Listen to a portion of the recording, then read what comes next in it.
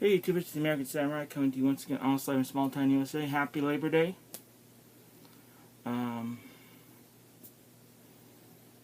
After seeing the hits that issues 1 and 2 have got of this series that I reviewed, I decided to do issue 3. So we're going to be talking about HardCase issue 3 today. The comic opens with an early report about choice.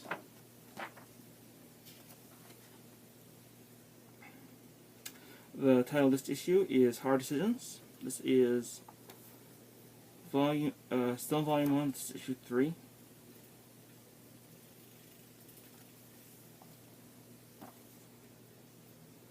Our writer is James Hedwell, Tim Eldred letterer, Jim Callahan penciler, Chris Ullum and Hank Callis editor, Brody Remis inker, and Moose Banana color. Special thanks to Roger Robertson for layout. Okay, in this issue, we're introduced to, well, in this case, reintroduced to Bob and J.D. Hunt, some of our respective baddies. And then we meet a villain that you may remember from HardCase issue 1, and he reveals his new team of Ultra Assassins, whose names are revealed shortly, which he refers to as the Omega Team. As we rejoin HardCase and Choice, we find them talking about the damage that has been done to HardCase's house. And we also here discover that Choice can only speak the truth to HardCase for some reason. And for another reason we're not too sure of. Even she's not too sure herself why she talked the way she did. So, after getting out of the range, trying to get away from the house onto the beach, we then meet with the Ultra Assassins after they try to attack HardCase and Choice. We have the Ultra Files pages here, of course. And the office talk, the main discussion is two of them having a fight over who would win Prime or HardCase, so you can definitely tell they were really into their jobs. They're arguing about that, which is kind of cool.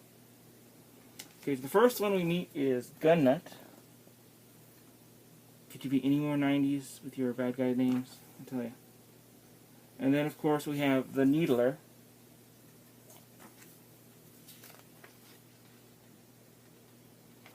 And we get some cool action pages of Choice and HardCase fighting these guys. And then the third member of the team, Trouble.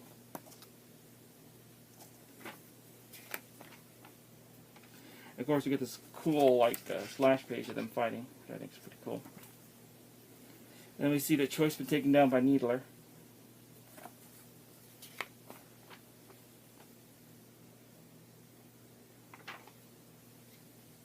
But HardCase took down Trouble, and then later on actually uses Trouble to take down the other two. I think they're supposed to be brothers, but I'm not sure. Later on, he removes the nails from Choice, which for some reason paralyzed her. Then, of course, they get camera crews again. And once again, we have here, once again, it literally says, no, the Choice Corporation isn't involved. These were some kind of assassin sent by a rival corporation. And actually, the guy even says at least some of the conditioning is still holding, so.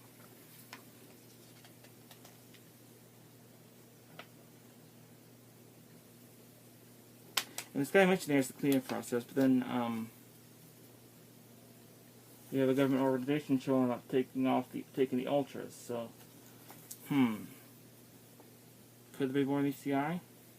Well, later they get home, and they are introduced to I think it's the first HardCase crossover we get, which is they meet another group of Ultras called the Strangers. and it gives a lead into issue 4, Strangers in the Night. So, what's my opinion of this book? It's another really solid, well-written story. I think it has a lot of good points. It takes off a good point. The story really has a good pace to it, and I've really enjoyed it. It's another 10 out of 10 for me. I think most of the Ultraverse comics I've read have pretty much been a 10 out of 10. I don't think that's going to change anytime soon. A lot of these comics are really well written and really well done, in my opinion. I think I may, though like I've said before, I may not be a fair judge since I've recently become a big Ultraverse fan since getting my hands on these comics. What's amazing is I found this comic actually in a 50-cent bin. I think I found issues 1 through 3 in there actually, so that was pretty cool.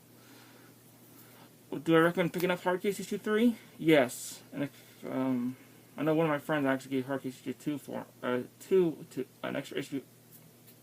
An extra issue I had of HardCase issue 2, and she herself has now become quite the Ultraverse fan and is looking for issue 3. And I feel I feel the Rise did a really good job with this concept.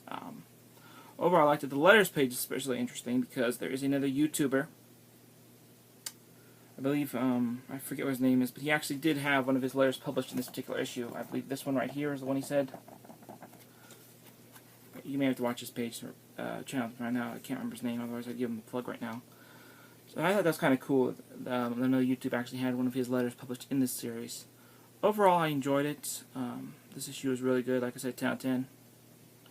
If you can find it, I think the most expensive I've seen the Ultraverse comics for is about $1. So I'd say if you can find it, it's well worth the investment. 50 cents or $1 and some odd cents. Either way, it's worth it. Just don't go playing high collector's price for it. I don't think they're worth that much, but I really enjoyed it. Yeah, HardCase issue 3. Definitely one you need to check out, in my opinion. Until next time, it's the American Samurai saying, until we meet again, sayonara.